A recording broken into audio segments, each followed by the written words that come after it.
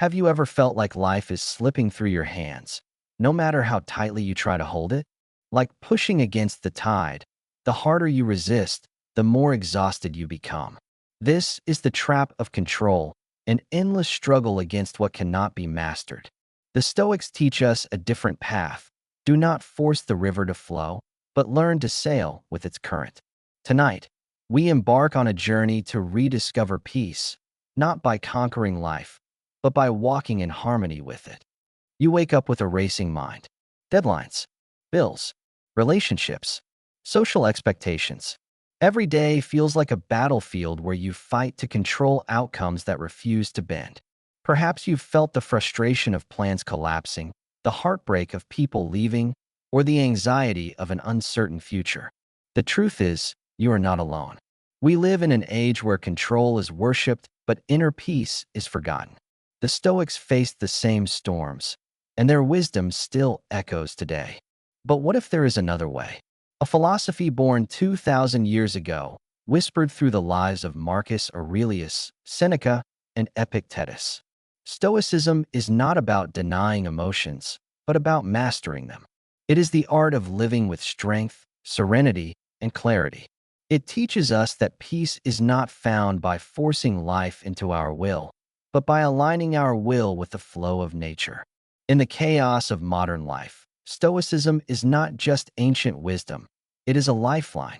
In this video, we will uncover 7 timeless Stoic principles that can free you from the weight of anxiety and the need for control. Each principle is a key to resilience, to balance, to unshakable peace. By the end, you will not only understand the wisdom of the Stoics, but you will carry it as armor for your own journey. This is not philosophy locked in dusty books. This is living wisdom for a chaotic world. Welcome to Stoic Miracles. The first Stoic lesson is simple yet revolutionary. Live fully in the present moment. Marcus Aurelius once warned, "Do not act as if you were going to live 10,000 years. While you live, while it is in your power, be good." We spend so much of our lives chained to the past or anxious about the future, forgetting that the only time we truly own is now. To live in the present is not to abandon responsibility, but to embrace life as it unfolds, with clarity, with gratitude, with courage. Marcus Aurelius reminds us, death hangs over you. While you live, while it is in your power, be good. This is not a call to fear, but to awaken. Every breath, every moment, is a gift that slips away the instant we neglect it. The Stoics knew that the present moment is the stage of virtue, the only arena where courage, kindness, and wisdom can be practiced. Yesterday is gone, tomorrow uncertain. But today is real, and it asks you to live it well. Imagine sitting at a table, a warm meal before you. Yet instead of savoring each bite, your mind wanders, replaying old arguments, worrying about tomorrow's tasks. You finish the meal, but never tasted it. This is how many of us live, half here, half lost. The Stoics taught us that true joy is found not in the extraordinary, but in the ordinary when fully embraced. Seneca once said, "We are always complaining that our days are few and acting as though there would be no end of them." Life is not waiting to begin, it is happening now. In the modern world, living in the present means choosing to notice, to feel the warmth of the sun on your face, to hear the laughter of a loved one, to breathe deeply without rushing to the next task. It means silencing distractions, putting down the phone, and giving your full attention to life as it unfolds. The practice is simple. Each day, pause and ask, what am I doing right now? And how does it shape my well-being? By training the mind to return to the present, you build gratitude, reduce anxiety, and discover peace that no future promise can guarantee. The second Stoic lesson is to embrace the impermanence of life. Everything changes, our possessions, our relationships, even our own bodies. Marcus Aurelius wrote, "You could leave life right now. Let that determine what you do and say and think." This is not meant to frighten us, but to awaken us. When we accept that nothing is guaranteed, we stop clinging. We begin to cherish the fleeting beauty of every moment. Impermanence is not a curse. It is the reason life is precious. Marcus Aurelius said, "You could leave life right now. Let that determine what you do and say and think." These words are not grim, but liberating. They remind us that time is our most fragile resource. The Stoics did not fear change, they embraced it. Seneca added, "We are born to die. It is our duty to prepare for that and live as if each day were our last." To understand impermanence is to stop wasting time on trivial pursuits and instead to act with purpose, compassion, and courage. Imagine holding water in your hands. No matter how tightly you grasp it, the water slips through your fingers. Life is much the same. We lose people, possessions, even our youth. The more we try to resist change, the more suffering we create. The Stoics saw impermanence as a gift. It teaches us to love deeply while we can and to let go when the time comes. Epictetus advised, "When you kiss your child, remind yourself they may not be here tomorrow." Though harsh, it is a call to cherish the present, to love without delay, to live without regret. In our modern world, impermanence is a lesson we resist. We chase eternal youth, cling to possessions, and demand certainty from life. Yet the truth remains, everything changes. To live wisely is to embrace this truth. Instead of fearing loss, use it as a compass. Spend time with loved ones as though it were your last chance. Appreciate health while you have it. Don't postpone kindness. When you accept impermanence, anxiety fades, gratitude grows, and life becomes infinitely richer. Each moment, fragile as it is, becomes sacred. The third Stoic principle is acceptance. Life often gives us storms we cannot calm, outcomes we cannot control, and people we cannot change. Epictetus taught, "Make the best use of what is in your power and take the rest as it happens." Acceptance is not weakness. It is strength, the wisdom to stop fighting reality, and the courage to act where our power truly lies. When we practice acceptance, we conserve energy, free ourselves from bitterness, and walk with a lighter heart. Marcus Aurelius wrote, "You have power over your mind, not outside events.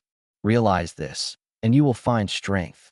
These words cut through the illusion that we can control the world. The weather, the economy, other people's actions, none of these are ours to command.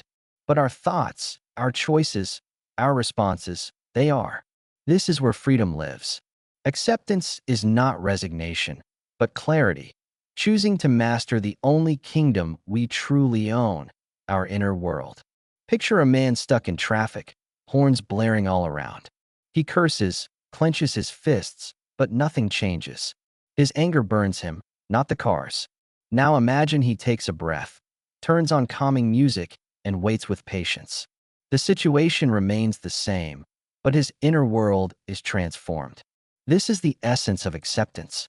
As Seneca wrote, "A gem cannot be polished without friction, nor a man perfected without trials."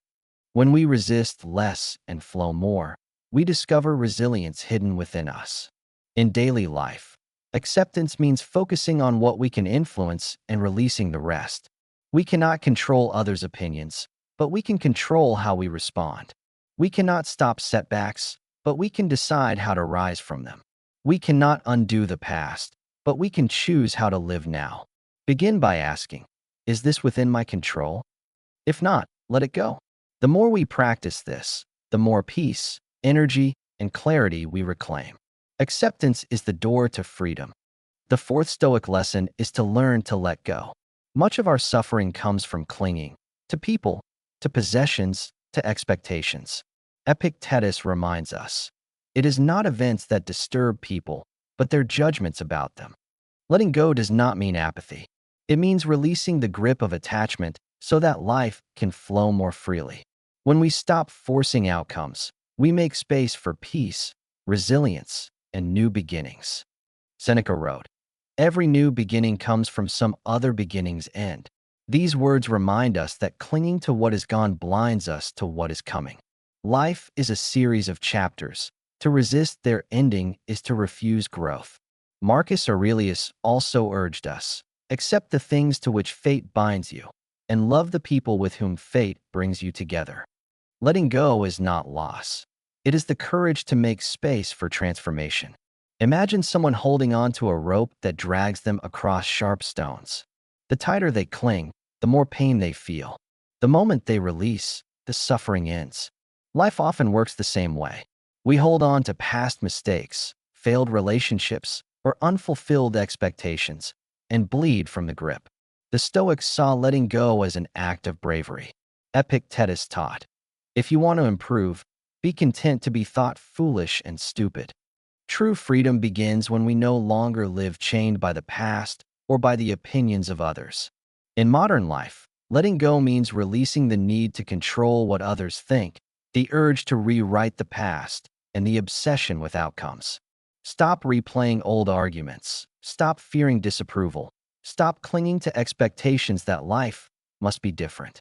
Ask instead, what is within my control now? Focus on your effort, your values, your choices. By letting go, you lighten the soul. You find freedom not in having everything go your way, but in knowing you are strong enough to stand even when it doesn't. The fifth Stoic principle is mindfulness. To the Stoics, mindfulness was not a luxury, but a discipline, the art of paying full attention to the present without judgment. Marcus Aurelius advised, confine yourself to the present. We lose ourselves in regrets of yesterday and fears of tomorrow, but peace exists only here, in this breath, in this step, in this heartbeat. Mindfulness brings clarity, quiets anxiety, and returns us to the only place we truly live, the now. Seneca once said, we suffer more often in imagination than in reality. Mindfulness cuts through that illusion. It teaches us to notice when our mind is wandering, into fears that have not come, into past wounds that cannot change, and to gently return to the present. Epictetus also reminded his students, it is not external events themselves that disturb us, but our judgments about them. Mindfulness trains us to see things as they are, not as our restless minds distort them. Imagine walking through a forest while your mind races with unfinished tasks. You arrive at the end of the path, but you never saw the trees, never heard the birds, never felt the earth beneath your feet. This is how many of us live. The Stoics urged us to wake up, to notice, to taste the meal, to hear the laughter, to savor the sunlight. For mindfulness is not escape, it is a return to life itself. Without it, we live as ghosts in our own story. In modern life, mindfulness means slowing down. Put away the phone while you eat and savor each bite. When you speak with someone, listen fully instead of planning your reply. When anxiety rises, pause, breathe, and notice what is real right now. These small practices shift the mind from chaos to calm. Start with one mindful act each day, walking, eating, breathing, done with full presence. Over time, the present moment becomes your anchor, and peace becomes your natural state. The sixth Stoic lesson is the art of silence. In a world overflowing with noise, silence becomes power. The Stoics believe that wisdom often speaks loudest in quiet moments. Marcus Aurelius advised himself, if it is not right, do not do it. If it is not true, do not say it. Silence is not emptiness, it is discipline. It teaches us to pause, to reflect, to choose words with care. Through silence, we reclaim clarity and dignity in a world addicted to chatter. Epictetus declared, we have 2 ears and 1 mouth so that we can listen twice as much as we speak. Silence is not weakness, it is strength disguised as restraint. When we resist the urge to react, we gain perspective. When we choose not to gossip or argue pointlessly, we preserve our energy for what truly matters. The Stoics saw silence as a shield, protecting us from regret and guiding us toward wisdom. Consider a heated argument. Words fly like arrows and anger rises, but one person chooses silence. Instead of reacting, they breathe, listen, and let the storm pass. Later, they speak with calm reason, and the fire fades. The Stoics taught that silence is not passive. It is an active choice, like holding a sword but choosing not to strike. Seneca once wrote, it is better to conquer anger than to prevent it. Silence grants us that power, the power to rule ourselves. In our daily lives, silence means choosing stillness over reaction. When anger stirs, pause before replying. When tempted to gossip, choose quiet. When overwhelmed, retreat into silence for clarity. This practice builds strength and respect, both for yourself and from others. Begin with small steps. Spend a few minutes each day in complete silence. Let your thoughts settle like dust in a beam of light. In silence, you will hear the voice of wisdom that has always been within you. The seventh Stoic lesson reminds us to enjoy the journey, not just the result. We live in a culture obsessed with goals, achievements, and the next milestone. But the Stoics taught that meaning is not found in reaching the summit. It is discovered in each step we take to get there. Marcus Aurelius wrote, "Do not be satisfied with stories of how things have gone with others. Unfold your own myth." The value of life lies not in the destination, but in the living of the path itself. Seneca said, "It is not that we have a short time to live, but that we waste a lot of it." The Stoics did not measure life by trophies or accolades, but by the quality of the days lived with virtue. Every small step on the path of wisdom, every quiet act of courage, every moment of gratitude, these are the true rewards. The journey itself is the teacher. The prize is not at the end, but along the way. Imagine a traveler obsessed with reaching the end of the road. He ignores the fields of flowers, the laughter of children, the songs of birds. At last, he arrives, but the road is gone, and so are the wonders he never noticed. Many of us live this way, racing toward goals and missing the gift of the journey. The Stoics taught us otherwise. Life is not a race to the finish, but a walk through moments that will never return. To hurry blindly is to miss the miracle of living. In modern life, this principle means slowing down and savoring the process. Don't rush through your career, your studies, or even your relationships just to reach some imagined destination. Instead, take joy in the work itself, in the growth, in the lessons learned along the way. Ask yourself, what beauty did I notice today? What progress did I make, however small? The journey is not a barrier to happiness. It is happiness. When we live this way, every day becomes meaningful, and the destination simply becomes a bonus. We began this journey with the simple truth: you cannot force life. From living fully in the present, to embracing impermanence, to practicing silence and mindfulness, each Stoic principle is a compass pointing us back to peace. The Stoics were not distant gods. They were people, like us, facing loss, chaos, and uncertainty. Their wisdom endures because it is practical. It reminds us that happiness is not found in control, but in alignment with nature, with virtue, with the moment itself. You are stronger than the storms around you. You are freer than the chains of expectation. You are more than your fears. When you stop clinging, when you accept what comes, when you choose silence over anger, you discover your true power. Marcus Aurelius said, "You have power over your mind, not outside events." Realize this, and you will find strength. This is not just philosophy. It is a weapon. It is armor, and it already belongs to you. Here is your challenge. For the next 7 days, practice one Stoic principle each day. On day 1, live fully in the present. On day 2, embrace impermanence. On day 3, practice acceptance. Continue until you've walked through all 7. Write down your reflections each night. Notice how your mind grows quieter, your heart lighter, your choices stronger. Philosophy is not meant for bookshelves. It is meant for battlefields, for kitchens, for offices, for daily life. Begin today. This is the miracle of Stoicism, not to escape life, but to live it more deeply, more bravely, more freely. Thank you for walking this path with me. If this wisdom spoke to you, share it, live it, and let it shape the way you face the world. Remember, peace is not something you find. It is something you practice. This is Stoic Miracles. Until next time, walk with courage and let wisdom be your guide.